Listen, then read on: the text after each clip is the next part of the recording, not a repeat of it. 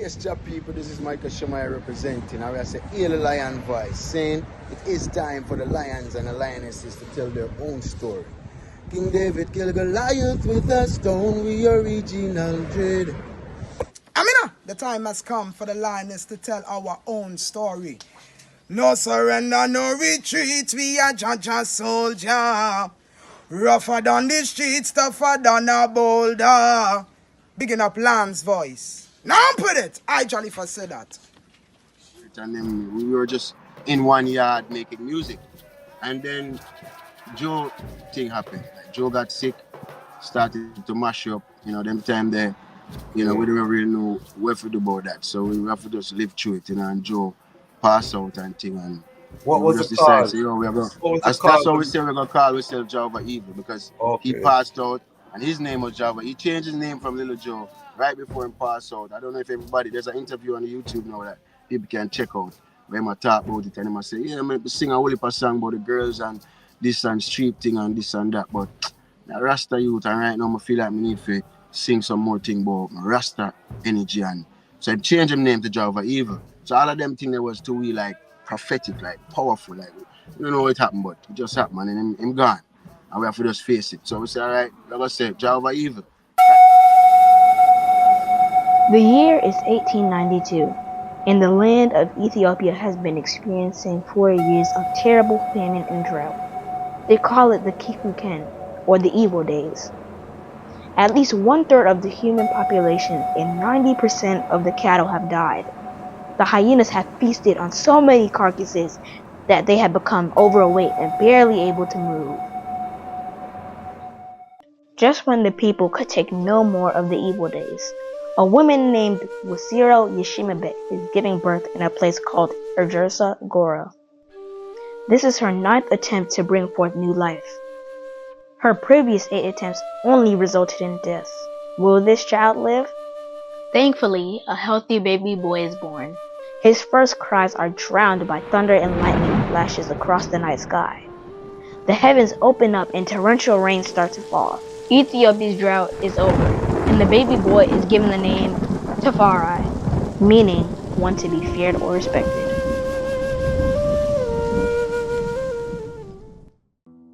Lich Tafari's father, Ras Makunin, is a very important man in 1892 Ethiopia.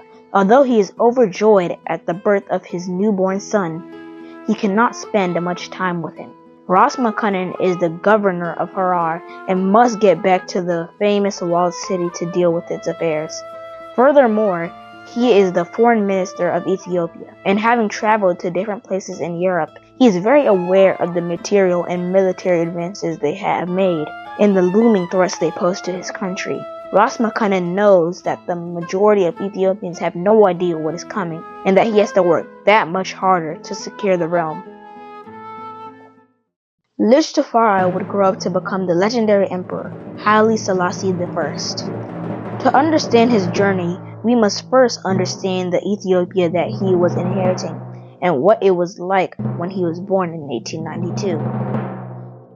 Get your copy of Kwasi Bansu's book, Haile Selassie I, Ethiopia, Volume 1, The Rise of the Priestly Warrior Kings, and increase your knowledge about the history, politics, and culture of Ethiopia in 1892, and how it connects to the rest of African and world history at the time. Haile Selassie I, Ethiopia, Volume 1 is available for purchase at www.bookmanexpress.pub. Please visit for more information. But I don't want to run away and we don't go through your high school experience. What was it like for the eye as a Rastafari youth in a Jamaican high school? Well, I mean, I had a good experience in high school still, I can't really, I went to Excelsior, for most of my high school time, which was really, positive. That's where I learned that I could sing. I played football for most of my life, so I was really thinking of playing for like Real Madrid or Liverpool when I was growing up, because I played a lot of ball. So high school days, like in 3rd form, 4th form, I start realize, you can sing, and join a group called Phenomenon. Just the other day, I talked to them brethren after a few years now, and this was like singing songs like Boys to Men. We don't even talk anymore. Them type of, you know what I mean? So, them think that, as a youth, even though I grew up in a 12 tribe, I had the love of the beauty of what the world could offer, you know what I mean? So, and my parents never really put me under a certain boundary. I have to read my chapter and stay on a certain balance still, but still, they gave me the freedom to express and to learn of what was in the world, So, give thanks to that. And that was a reason why even my parents never made me have locks at birth, even though I was born in the third tribe, because they Yes. wanted me to get that experience of just what the world, yeah, and it made me make my own choice. So going through high school, we have the girls thing and we have the sports thing, what I mean? As we say, we play a volleyball ball and did pretty well also in academics. I mean, that was really Okay. good, to know that I could come out being an all round individual. I mean? So, That's and so. that's where I met people like Jah Ova Evil, with Ija and Janai, we became like inseparable, pouring through school and growing into music, and you know what I mean. So magical experiences going through school. I'm glad you touch on that because, of course, I'm overseas and we're hearing about this explosion taking place in Jamaica of Rastafari consciousness amongst the youth them, and we keep hear this name Jah Ova Evil. We keep see this thing Jah Ova Evil. Please give us a outlet. Before you do that, when did you put on your locks? Was it in high school or before, or high school or after high school? When did you decide to put on a covenant? Yeah, man, it's after high school. Actually, after when I left Excelsior, I went to JC to do sixth form. And then after I leave sixth form, now I start. I had a bad injury playing Manning Cup at the high school boy football team in Jamaica. So I had a very bad injury the first season. My shoulder got messed up. I played the second season, shoulder got even worse.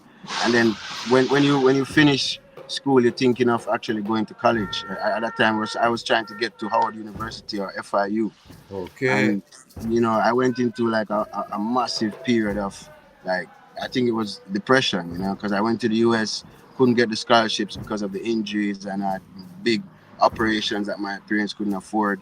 So I just gave up on that dream, came back to Jamaica, and I started before I left, I went to do like some summer jobs at a law firm called Patrick Bailey and Company, you know what I mean? So I came back, they went to the law firm, started to, get back in that whole motion of the assistant paralegal duties, and you know what I mean? So I was doing that for a while, and then I started to realize that in this world that I am now is a very tricky world, and I see a lot of very weird stuff happening and strange stuff, not from the world that I am in.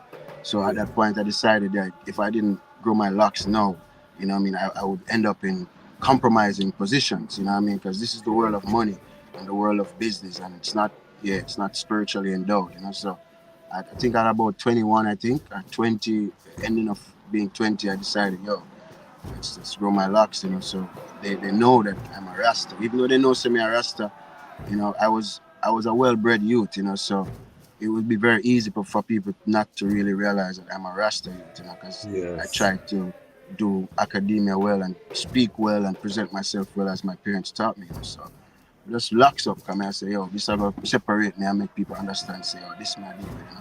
So Yeah. yeah, at that Yes. time. Okay. So you're coming in. So when you met these brethren from Jah Ova Evil, give us that history. Well, I met Ija and Jana basically.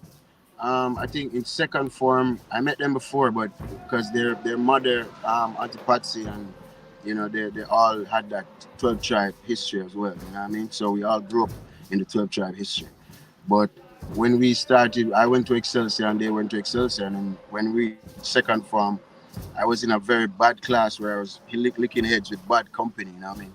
And a teacher in the class really saw that I had potential, and she was like, "Yo, I mean, how are we gonna get you to focus on your work and not be in all these bad companies?" So she moved me. She took me out of the class I was, and she put me in a class called eight. It was 8-2 at the time in Excelsior. And when I went in the class, Ija was in the class. You know what I mean? So and then 8-1, which was right behind us, had Janai. So Ija and Janai. So from that time, and then we had a Rasta youth in the school. Even though I never had locks, they knew I was Rasta, and I knew. You understand? So we just connected started to roll, all our vibes, and then I was started to go down to their house, which was in Vinetown, which became the famous 10 and a half, you know. So them Okay. time we used to go down there and link up with, you know, and they had a little brother, little Joe. We became basically the mantle of our movement, you know what I mean? And Yes. just from there, it just grew from strength to strength. Them days we used to really just go down there, even time to watch Dragon Ball Z and just par, you know what I mean? And then that broke out into me finding out that they were playing wicked drums like Funde and Repeater, and I said, wow, them money are musically crazy. And then we meet Simba, which was their stepfather, he was a master drummer, and then the Okay. whole musical experience just got bigger and bigger for me because I started to venture into instrumentals. Because I realized that I wasn't as good a drummer as them. So we said, all right, oh, we're gonna do this though. We have to go find our way to do my thing. So I started to play guitar. Yeah, I mean, so Okay. I realized I never touched with the guitar and I could sing, and you know, so as I said, the musical thing started grow from this. So that was way in second form. Like, and when I started to go to that law firm now and Patrick Bailey and all of that, I started to link them at Exed. They were going to Exed at that time, and I was working, you know, because when we leave school, I'd have to go straight into working because my parents never had it, you know. I couldn't Yes. finish and go to law school. Those things were like another part of the Yes. depressive stress that I went through. Yes. So when me I work at the law firm, we go link them on, you know, with their Exed, our whole vibes, pure musical vibe, and just being teenagers and doing what we do. And it was, as I say, it was a magical time. This was at at a time where at that school we had brilliant, you know what I mean, creatives. We had people like every other career from nomads, you know, people, you understand? All them Okay. and they, yeah, you know what I mean. All of the nomads them basically was Exed students. And you had Aubrey Okay. Hall, who's dance expressions now with Shelly. You understand? They were at Exed at the time. You had Jaffil, who Okay. was another singer who Bridget who we grew up with was at Exed at the time. You had Kazam, you know what I mean? So it was a Big up melting pot Kazam. of what Yes. Jamaica knows now as its creative base. That was like, yeah, a melting pot. You know what I mean? So was Jah Ova Evil? It was kind of like just an open mic yard kind of vibes. What was it? The Well, the essence of Java Evil, the actual Java Evil energy came from Joe. You know what I mean? Joe? Before Joe, we had our studio vibe where John and I get some equipment from a brethren I never forget from England and the guitars and them time we don't know nothing about engineering and them thing. And John and I just string it up and say we're gonna kick off the thing and them time we are part Gavin too of Equinox Music. You know what I mean? And Okay. some kind of thing that happened between Gavin and John at the time and Gavin was the engineer because he knew about the computer stuff, building rhythms. We were Okay. basically voicing on his rhythms. And then after a while, John and I say, yo, I will just learn this thing and get this big book and start read. And that's how I learned engineering too, because I followed his example. So him Okay. learned the thing and started to build music in the studio. I remember people like Tifa. We used to vote, there's still now a magical song that John and I recorded for Tifa much years ago called Beautiful Day, but it's never been Okay. released. But Never them been. time, as me say, you know, melting pot. People like O'Neill Peart and them, we were just in one yard making music. And then Joe thing happened. Like Joe got sick, started to mash up. You know, them time there, you know, we Okay. didn't really know what to do about that. So we have to just live through it, you know, and Joe pass out and thing. And What we was the just decided, say, cause? yo, we're going What was the that's cause what of? we say we're gonna call ourselves Jah Ova Evil because he Okay. passed out and his name was Java. He changed his name from Little Joe right before he passed out. I don't know if everybody there's an interview on the YouTube now that people can check out where I talk about it and I say, yeah, I sing a whole heap of song about the girls and this and street thing and this and that. But now Rasta youth and right now I feel like I need to sing some more thing about my Rasta energy and so I changed him name to Java Evil. So all of them thing that was too we like prophetic, like powerful, like you don't know what happened, but it just happened and him gone. And we have to just face it. So we say, all right, like I said, Jah Ova Evil. Right before that Chronics did start come at the Jah Ova Evil camp. Um, at that time we have different names, you know what I mean? We never even named Jah Ova Evil, but I'm say we say we're gonna name Jah Ova Evil now. And Teflon and Chronics still are coming in and Teflon is the man who build rhythm, zinc fence. Chronics come in. I think Chronics them originally did want to do something with Joe, like some character. I'm say Joe was like sick, you know. Joe was really musically very talented. So Yes. across the board, all of them the youth them in the industry like Taros, Riley, and all of them did a great job. So You know, so when Chronics come, the vibe start again, as I say, when Joe drop out, Chronics decides I'm going to stay at 10.5 because the energy there. And we just call ourselves Jah Ova Evil from that. So from that, the actual Jah Ova Evil that people know today was born, where me and the twins and Infinite and Chronics and Empress Sativa became like a performing kind of a group. Not really a group, but we're just a bridging and we collective. touch the road, Yeah, all our way touch road, touch stage collective. together, touch road together. That's how we used to do it, you know what I mean? So So that was just the Jah Ova Evil. that is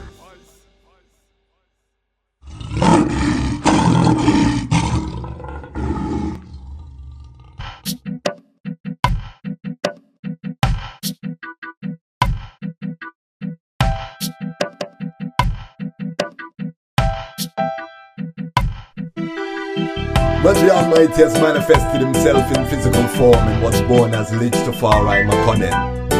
Through hard work and diligence he attained the title of Dejazmatch. When he fought in many wars and was crowned as Ras. By the will of the people he was given the title of Negus. And by destiny, Nogus and Agas, the King of Kings. I and I are his children. One day we are gonna do where Marco say, take a long journey across the ocean wave. One day we'll do things Rastafari way. One day we are gonna give Jah thanks and praise. One day we are gonna do where Marco say, take a long journey across the ocean wave. One day we'll do things Rastafari way. One day we gonna free our mental slave. One day we are gonna live better. Be that listen, I see I speech and overstand every letter. One day we are gonna live well. Spread I listen, I see I teach and trap the wicked down the hell. Escape Vatican spell. Escape the grave, I and I are the slave that rebel.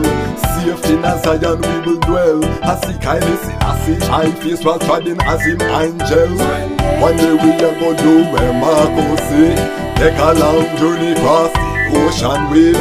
One day we'll do things Rastafari way. One day we are gonna give Jah thanks and praise.